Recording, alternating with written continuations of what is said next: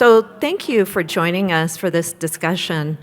I'm really pleased to be able to be in conversation with Dr. Dunning. Her work is clearly very stunning, and I was very moved by it as I began to think about it and really sit with it, as I read.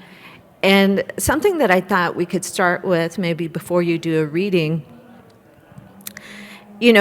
this book, the way it was described, and I'm not sure if this was something that Dr. Dunning chose or if this was her publisher. I'm thinking it was Dr. Dunning. It's described as a book that honors Inuit who lay in the past, Inuit who are with us now, and most importantly, the Inuit who are waiting to come to us. And I'm hoping that Dr. Dunning could tell us a little bit about this. What are these three groups? How is it that they're working together, and why speak to them? I'm worried about the people here. Yeah, hopefully you could see us. I'm getting to look at my music stand. Yeah. Is my mic, I'm on? Oh, I can't swear now. So, for me, when I put together this work, Akia, The Other Side, I had the privilege of, when I was a university student, and I did not become a university student until I was 51 years old. And so I got all this reading that I could do. And I have to admit, like the first 3 weeks of class, I didn't go to school. I went to all the different libraries on the U of A campus. And I would just read and read and read. And then every evening, my 3 adult sons, and I swear they just tag teamed each other, they would phone at random times and say, "So, Mom, got your homework done?" Like they could hardly wait to say it. And so I would always say, "Well, of course I have." But the reality was I did not, really start going into my classes until week 4 of 12. And, but I got to read very old documents. And it's like, to me, that was like a gift to have the time to really spend time with how Inuit were portrayed in times of long ago. And then how does that manifest itself into present day? Because these anthropologists and the early explorers are people that we venerate. And we think like they were so courageous, and they were, to do what they did, to come into the north of Canada and really not have a clue what was there. Like they were brave. And, but in all of that bravery, they each had to report back to the king or the queen because they are a funded study. So they're being paid via the government in England. And what I learned is to never read the captain's dialogue or the captain's log, to not read that. Read the people who were also on that ship. The guy who was the cook, the guy who, just carried some of the most mundane jobs. They always carried an artist. And these people kept separate journals. And so then you start to see things differently because you're not reading script that is written for royalty to read. And you're not reading something that is very much positive, like that is giving a positive. Because, if you're the captain, you can't say, "I hate this job, I wish I'd never taken it up." You can't do that. So instead, you're writing about, "Oh, I love it here. It's it's a little chilly, but we're all doing okay. In the meantime, people are dying. On your ship, people are dying." And so that's when I had always told myself, one day, I'm going to write back to all of those documents that I read. And Akia becomes that right back. And it was surprisingly very fast to write. I surprised myself as a writer to be able to write it as quickly as it was completed. So it was, that was, the motivation was one day, all you guys, I'm coming after you guys. And so we can say, well, those guys are long dead. Like, who cares? Who cares what Stephenson had to say? That's like hundreds of years ago. Those guys still carry power. And we have to remember, like, when we're in Canada, I don't know how it works in the US, but in Canada, we start with Jacques Cartier, and then there's this whole list of the early explorers that we have to study and memorize. And their journals and what they observed still carries weight. Even though we like to think, we're in 2022, we are. But their words have very much been cemented, especially into classrooms, K to 12, all over Canada. And so for me, it was my turn to write back. Well, and I appreciate what you said about that those words still hold power, right? Because they become the first point of description, characterization, really painting a picture, developing a narrative of who Inuit are. Right. And so this is your opportunity to then speak back. Right. Right. Yeah, and they carry weight today. Yeah. They still do. That we still have these images and these stereotypes and power relations because as an outcome, right? I'm wondering if you could read a poem, one of your poems, and then maybe we could discuss it a bit. Sure. I don't know how to do this because now we're supposed to be able to get a slide up here. Yeah. Oh, it's there. Oh, there it is. Yeah. And I was hoping to lift this. So here we have, on to our right, here we have Kishu's brain. Now, how do you find out about Kishu's brain? You look up a gentleman named Ailes Herglika, and he was a scientist and a bit of an anthropologist, and he dissected. Well, he wasn't the first guy to dissect. There were other guys ahead of him who dissected. And so what had happened, and is simply, well, you'll hear the whole story, and then we'll talk about it. So this one is called Kishu's brain. Whatever happened to Kishu's brain? Is it still floating around in formaldehyde, in a jar, on a shelf, layers and layers of dust, wrapped around it like a lover's protective arms? Who looks at it now? Anyone? Anymore? The old black and white photo of he and his boy Minnie arriving at Bellevue for medical care, photographed, standing side by side, father and son, naked. Full frontal nudity, disrobed and unveiled at emergency, unable to breathe and spitting up blood. Inuit bodies do not carry dignity.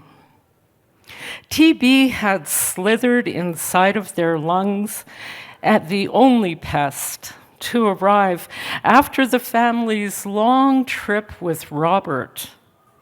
Bob, the lieutenant? Yeah, that guy. The one who almost reached the North Pole on the backs of Inuit guides. Yes, him. The same guy who dipped himself inside of that little Eskimo girl, he photographed her lying naked across cold Arctic boulders. His obsession, his pedophilia out on display. No one cared what a white man stuck himself inside of, even though she was less than 14 years old.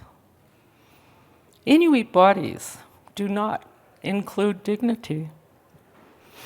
Rob was a hero, an adventurer, an educated white man. He brought Kishu and his family to join the human zoo. Look at those Eskimos, putting on their furs and grabbing spears, grunting and growling for the crowd who had come to gaze inside their cages, confirming their suspicions that Inuit are only animals.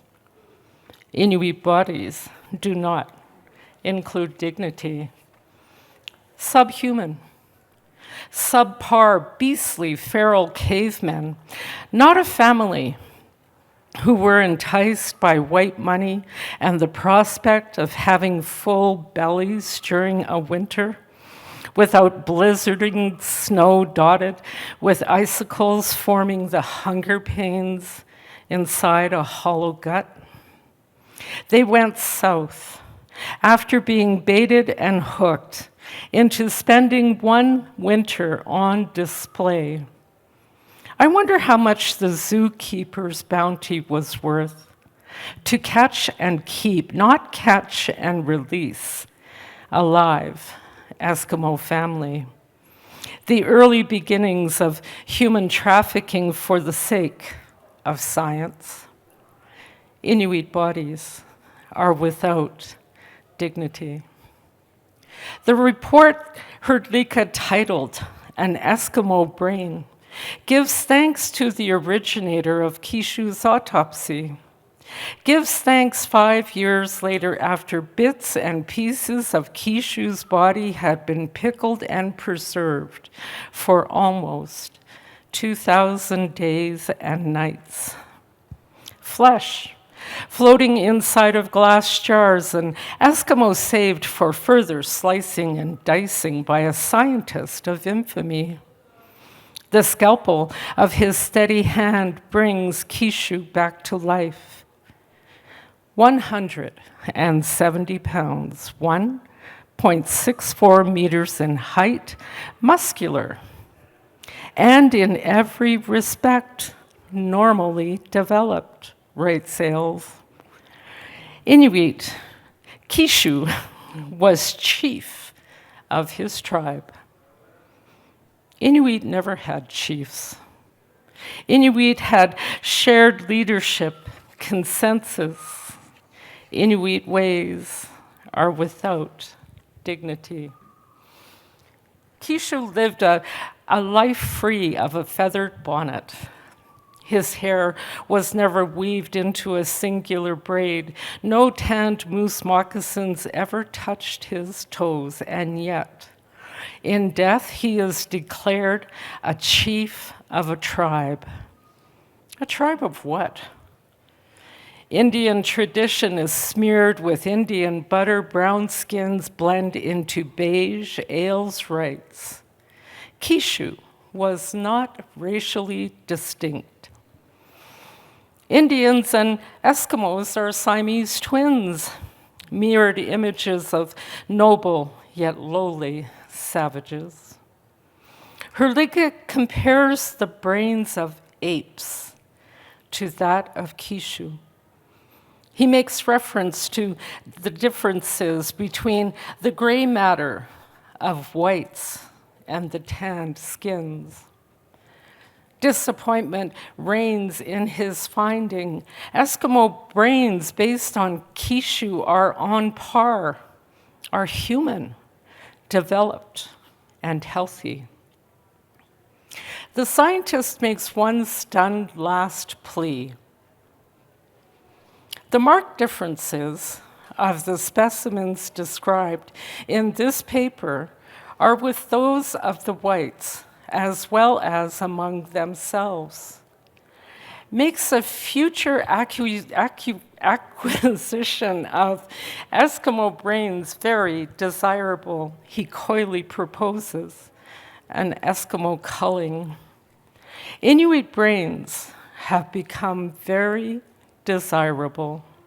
He cannot believe his own findings. Bring him more Inuit brains. Kishu is a fluke, a stroke of unlucky luck.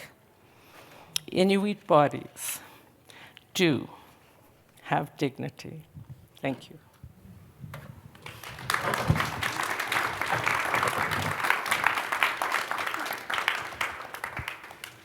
Dr. Dunning, this is such a stunning portrayal of how Inuit have been racialized, and in that racialization, treated as objects of study, and how they become and live on in academic spaces for 100, 200 years plus, and how these practices were justified under the guise of research, exploration, knowledge production, right? And I appreciate you speaking back to this process, and I'm wondering, what is it that you would like Inuit and non-Inuit to know about this practice, or about, you know, your writing of this poem? Right. For me, it's, I think people should be aware of human zoos and how common they were, and in Europe and in the US. So his family, Kishu's family, they volunteered to go into a human zoo for one winter.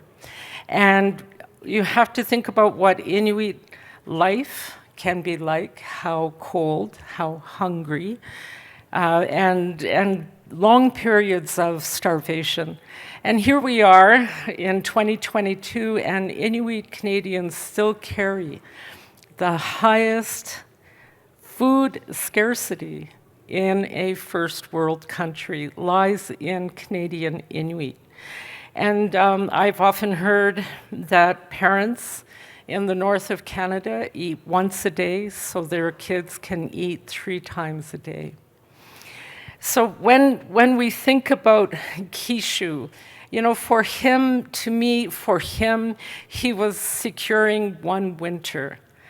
I have no idea how much he was paid. He was contracted, and he did have a wife and a daughter, as well as his son and himself. And when they are in New York, what happens is they contract TB. So and the whole family dies. Like over time, the whole family dies. But Kishu's, parts of Kishu, are kept for study. And in this, and there is actually a book called An Eskimo Brain, and it is written by Ailes Herdlicka. And, you know, in it, it's almost as though he's disappointed because the brain was more developed than he anticipated. And it's almost like, oh, this guy's a fluke. You know, he's a fluke. So now you know, for especially in Nunavut, my ancestral ties lie in Whale Cove, Nunavut. And in Nunavut, the attrition rate of high school Inuit children stays in around 74%. So you think about that, 26 out of 100 manage to complete high school and have a high school degree. But what is going on? So it's very simple to say, well, it's parents. Those parents let them stay home. And there was actually this whole Just Say No movement that went through Nunavut, and they were telling the parents, stop it. Like, stop letting your kids stay home. But how long do we blame a parent before we look at a system? And what is curriculum in Nunavut? It is the Alberta curriculum. That's what's taught in Nunavut. So how do children relate to wheat crops when you never see it? How do you relate to cattle when you've never herded any cattle? And so there's this whole talk about having to redo the curriculum, but at the same time, Inuktitut, which is strong in Nunavut, it sits in around 83%. It is allowed in school for grades kindergarten 1, 2, 3. Everything becomes English after that. And so how does failure happen? And it's very easy to blame the people, but what we really have to look at are the systems that we operate under, and how do we make them suitable for a population, especially in the area of education.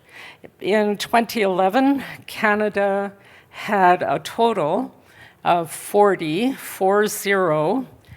PhD holders. 20 were medical doctors.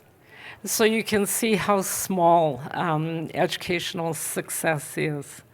But if we have this kind of humming in the background, Mr. Ailes Herdlicka, and he was a venerated scientist, and if we can have him saying, this guy, he's a one-off, get me more brains, that's a culling, and here he is, a man of stature, a man of science. But he can put that kind of stuff out there. And how does that impact generations? This kind of information transcends over each generation, over and over and over. So that's one of the things we all get to think about this afternoon. Well, in my own work, I think a lot about generational trauma and legacies of colonialism and how they impact us, not just structurally, socially, but how they actually inhabit our bodies and how our ancestral, the experiences of our ancestors are still living within us, right? And it sounds like, with this poem in particular, you're talking about this legacy of harm and justified harm, that there was this consensus through the colonial project that not only allowed and enabled treating Inuit as objects of study, objects of, exploration, gaze, right?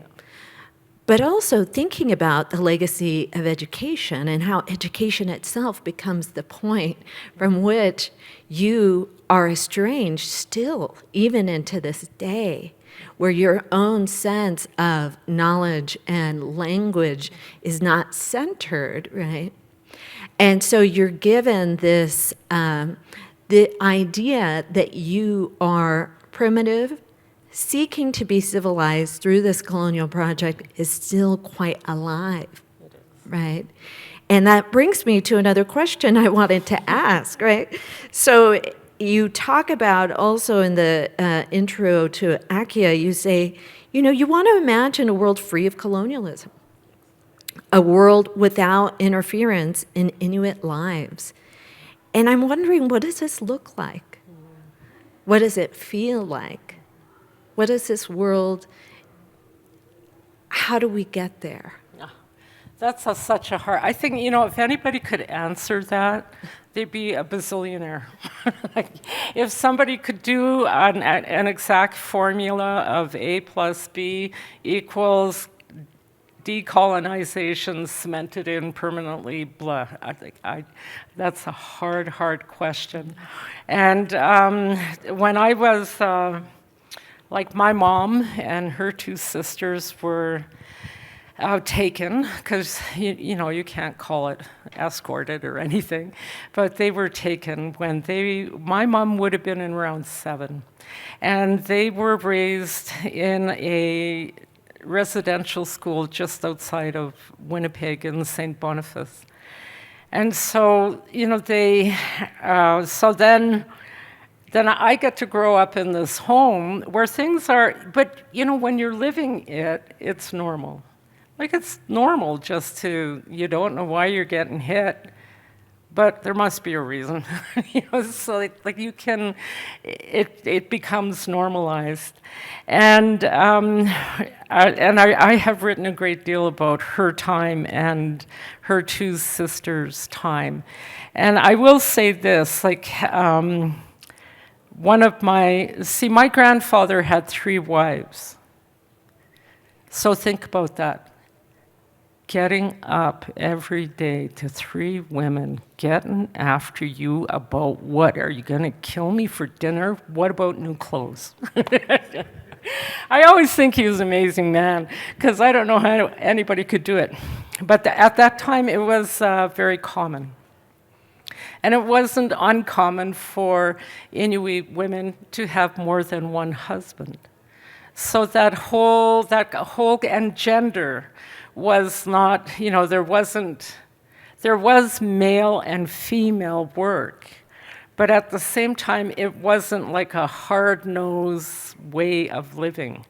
And so my mom and her 2 sisters are taken, and one of my aunties is considered unmanageable. And she is given a partial frontal lobotomy and spent her life. She had a little apartment, and she could go like from her apartment to the hospital where she worked in laundry, and then come home. Like, she knew like to do that. She was also a very heavy smoker, so she knew how to smoke, she knew how to get to and from her apartment, she knew how to do her job in that laundry service in the hospital. So when we have those kind of backgrounds and you're a little kid and you're coming up and you don't really understand it, it took me decades to sort out like, what the hell was going on at home? It took me a very, very long time to sort it out. So let's say none of that stuff happened. What kind of childhood could every Indigenous child have? I don't have my language fully. When my folks left the north, my mom stopped speaking Inuk. And so instead, and my good friend from the Canadian consulate will be happy to hear this, we had to study French K-12. But she was fluent. She was fluent in French. And so she was very smart with language, English, French, and Inuk. But once we are south, she stopped speaking it. And I think there's a practicality in it. Well, this will not be useful. Why would my kids speak this? It's not useful. So I think about how she never would have had that thought. There's just like the very, very, very simple things. And I need the slide. Oh, the second slide. The orange slide. Yeah, the orange slide. Yeah, let's pull that up. Well, so what I hear you saying is that... Oh. No, that's good. Perfect. Yeah. So we'll carry on. Well, we have about 10 minutes left, and I do want to chat with you about your poem on Arctic hysteria, Pibloktuk. And I found this really stark, but telling about this kind of a trauma, because I hear you saying, a world free of colonialism is a world free of those layers of violence, or one where those layers of violence have been transmuted and transformed. And also a world in which we can all sit with the real outcomes and repercussions, sit with it, and do the work of repair around it, right? Do you want me to read part of people because our time is short? Or? Maybe just a page of it, just a portion. Yeah. Can you bring the second slide back up, the black and white? There it is. If you go on to, because we all do it, we all live on Google. If you go onto Google and put in Arctic hysteria, this picture comes up. Now, what are we looking at? What we are looking at is an Inuk woman who is suspended into the air. Her ankles are tied, and then just around her knees, and again closer to her chest, her face is mostly covered. So, one of the things that went into publications was this condition that was specific to Inuit women, and it was called Muktuk, or Arctic hysteria. And the understanding was, for no reason at all, Inuit women would suddenly jump up, scream, pull off all their clothes, and run across the tundra. And so this, and there are still psychologists who will write about this condition. And so I wrote about it too. And I'll just read a little bit. Bob's wife did this. Wrote about the Inuit women as though they were dogs. Talked about the whores that her old man loved to lay with. She was white, and knew her old man, the commander, was stepping out on her, ramming his dink into dark-eyed women who liked it. Liked to feel the strength of a man drilling and spinning and boring a hole of pleasure inside of them. Like the scent of his sweat with semen, like the taste of him and the way his skin was damp after a long wrestle that satisfied both of them. That is what Josephine saw. Saw it inside of her head on every night of each year because he never reached out for her. Never once gave her pleasure or made her moan, never once. An educated woman like her, married to a warmonger, married to a man who wanted to give himself to dimwits, women without grace, women who couldn't read or write or think beyond their perfect noses. She sailed with Bob, took 4 trips to watch him writhe inside of himself. His nervousness made her grin. Watching him perform like the perfect husband, a magnifying glass of obedience gave her the orgasm that she longed for. She watched him watch those Eskimo women, dirty bitches who laugh too much, too long, sneaking peeks at her, then smiling down at the tundra floor.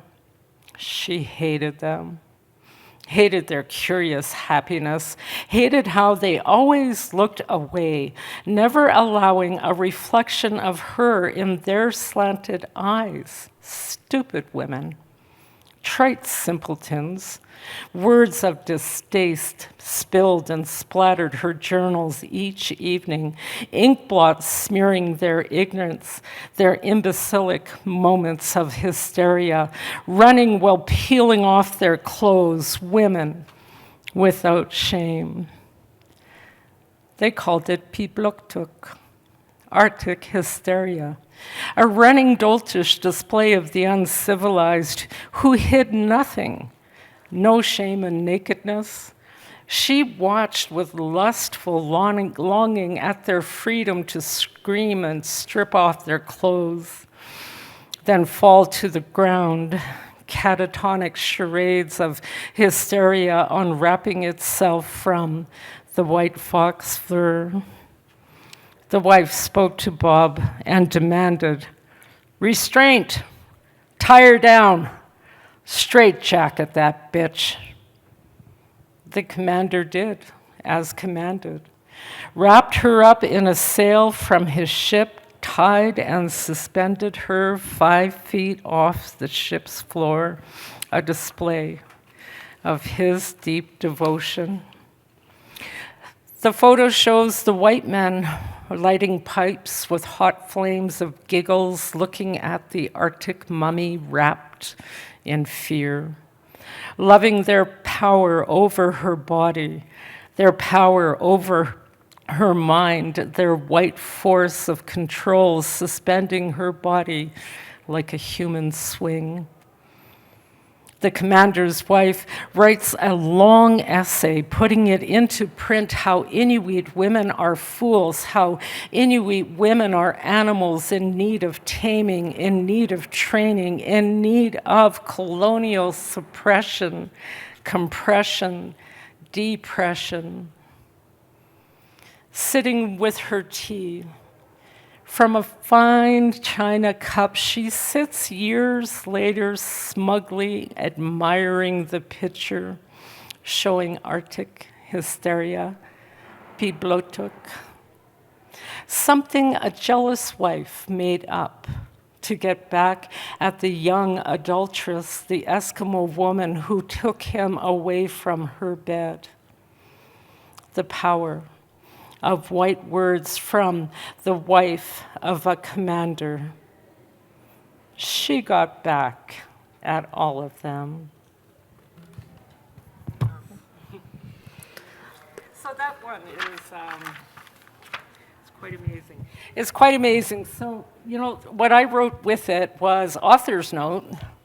Piblotuk or Arctic hysteria may now be what we call PTSD. Inuit women were raped and held as sex slaves to many early Arctic explorers. The North remains scattered with the remnants of their sperm from long ago. Bob and all the early explorers begot so many babies, but the women were never brought south. Their children rarely recognized. Piblotuk disappeared when the explorers headed back south. So this poem makes me think about the ways in which one of the legacies of colonialism is to pathologize Native and Indigenous people still now, right? To say, well, look at the terrible conditions they live in. In addition to the dire poverty, look at the interpersonal violence, the levels of alcoholism and addiction, right? And we have a tendency to think of those things decontextualized, apart from the larger structures that essentially caused and created these conditions, right? And so my sense here is that you're wanting to tell a story and provide a narrative around even some of the human tension, right, the gendered tension that has catalyzed this discourse, right, that is really about PTSD as well. Yeah. It is, but you know, we didn't call it PTSD then. I don't even know if we named it anything other than Arctic hysteria. You know, seemed to cover it. So we have to think about how Indigenous women, how they are portrayed, how a picture can be taken and be sitting still on Google, Internet 2022, Arctic hysteria, there's your example. And those photographs are very old. So how do those kind of photographs, how do they come into being now, into 2022? How does it influence us? Does it make us look differently at Indigenous women or not? So those are the kind of things I like to trouble. Right. How does it continue to define Indigenous women, mischaracterize, pathologize? And I think that's the piece that we understand some of the material loss, but I think the impact in one of the most dire legacies of colonialism is the psychological, emotional, the affective dimension and how it's impacted families. This is one of the reasons why I study trauma, because I was raised in an environment with clearly very traumatized people and wanting to understand, well, how did this happen? How did we get here? And how do we begin unraveling that trauma? And I think, one of your aims here is to speak back, right, to so many of these actors, but also to provide a context of the impacts, right? Because when I read your poems, and I'm sure this is true for you in the audience, when you're hearing it, you feel it in your body, the impact of it. And we're no longer able to see and understand that colonial experience as an abstraction. It's instead something that we actually feel, that transforms us, right?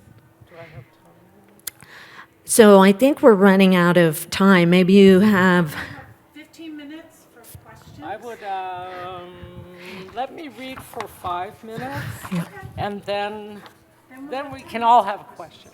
Yeah. I wrote this one poem because I teach a required course to pre-service teachers, and it's all about Indigenous Canadian history and present-day circumstance. So the thing about being a prof and you're teaching a required course is as soon as they come in, they hate you. And so you know where you're at. It's like, well, they hate me. That's okay. And so I wrote about it because I've had so many students who are, they're really shocked with what I teach them. And I'm not making it up. Like at first they'll say to me, oh, Dr. Dunning, you're just lying. It's like, yeah, I got up this morning and thought, well, I need to lie. So, but it's hard for them. And it has to do with how K-12 is so absent of Indigenous history and present-day circumstance. And then they end up in my room, and I'm just this big liar. And sometimes it can be difficult to teach people who are consistently resistant.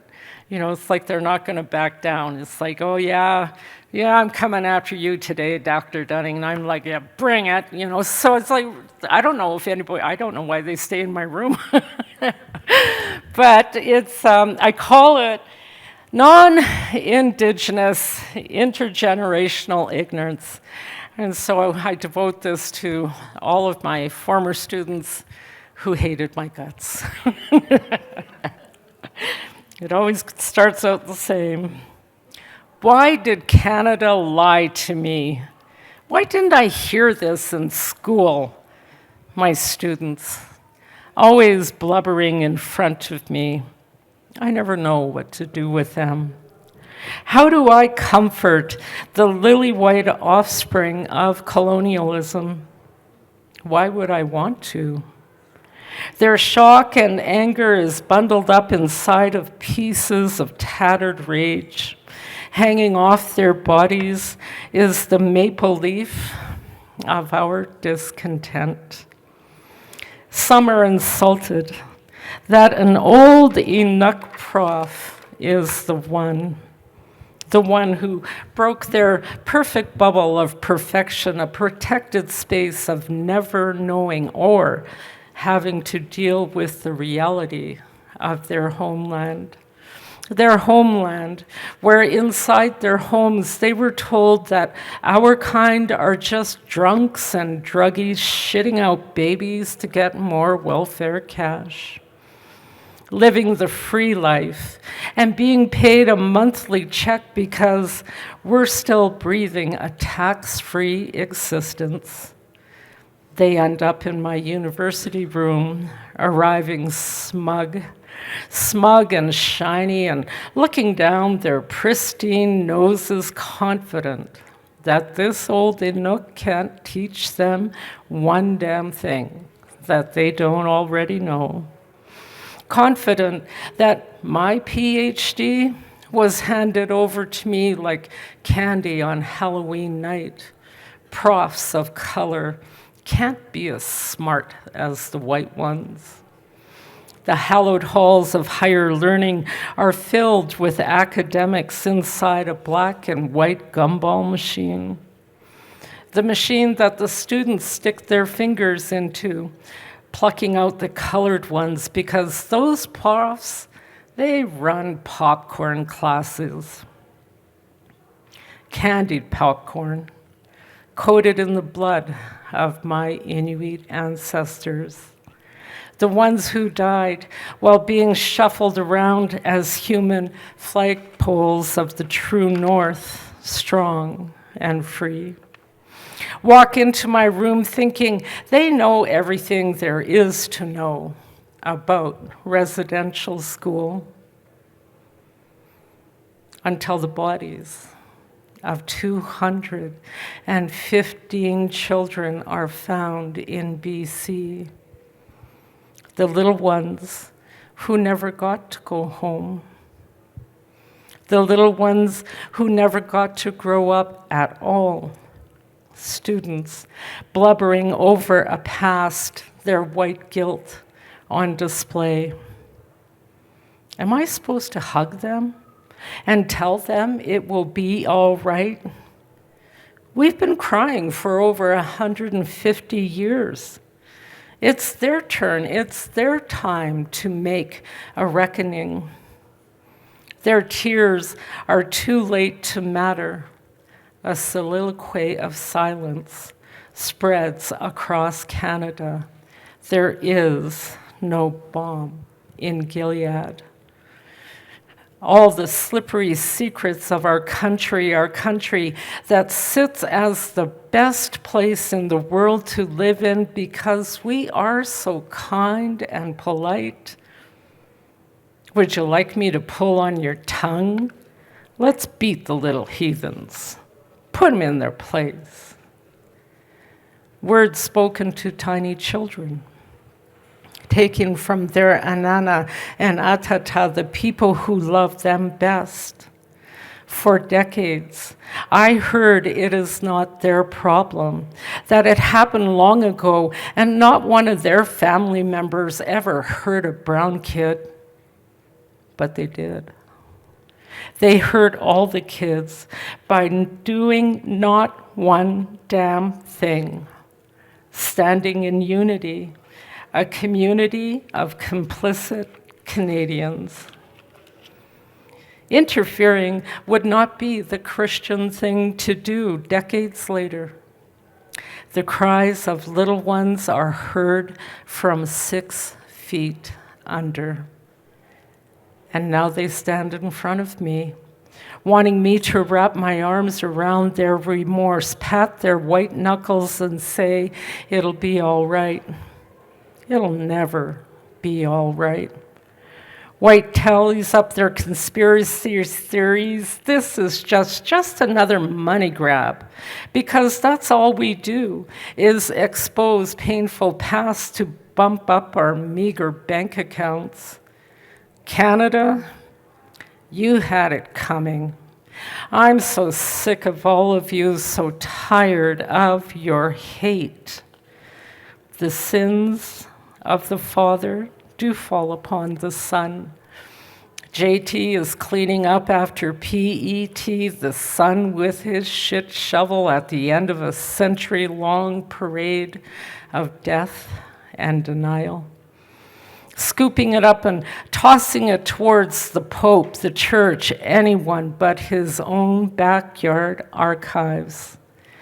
He tears up telling Canada, it's hard to be a Catholic, as if he can relate to what my mom lived through. As if he understands her anguish floating in jugs of Kelowna Red. He absolves himself by saying he'd asked for an apology the last time he strolled into the Vatican. Listen to what he isn't saying.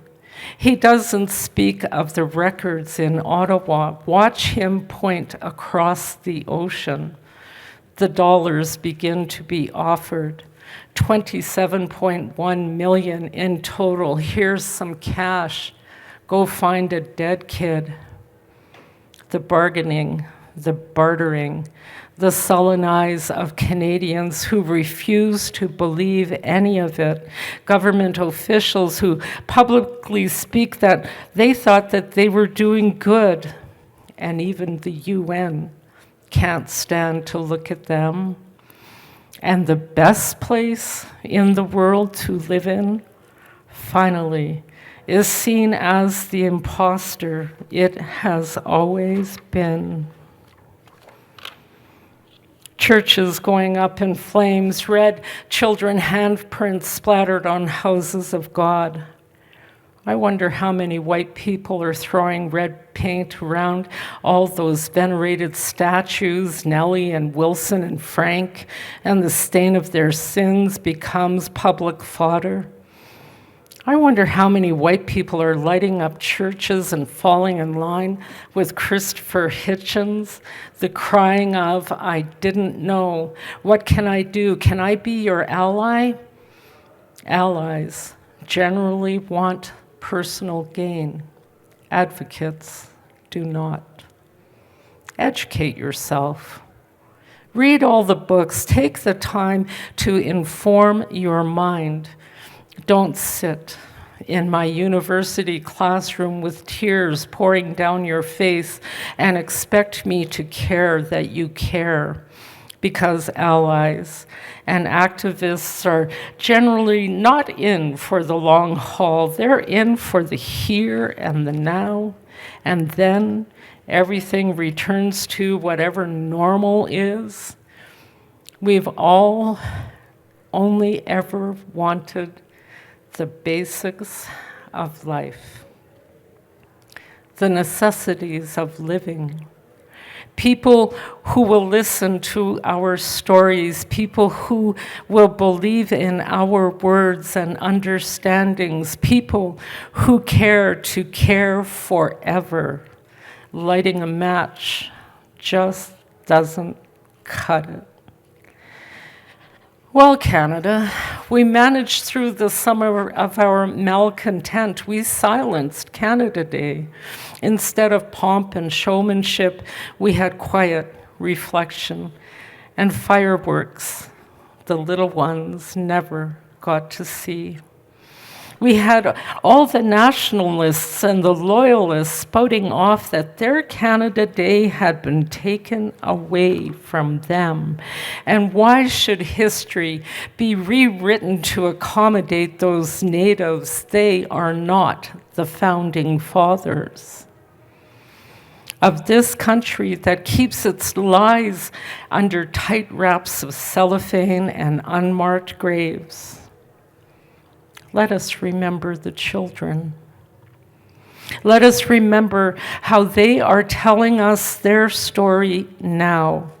Let us remember their voices. Were left dormant for over 100 years, an abyss of abeyance, a void that is now being filled. Let us remember their mothers and fathers who spent a lifetime looking out the window in hopes of seeing them walking the path to home. Let us remember their aunties and uncles who wanted to teach them how to be good people. Let us remember their brothers and sisters who never got to play tag or hide and go seek with them. The children are talking to us now. Let us remember compassion and care. Let us remember the love they never got to give to those who love them still. Let's take this time, Canada, because those little ones will keep talking until thousands of small voices are heard. Thank you.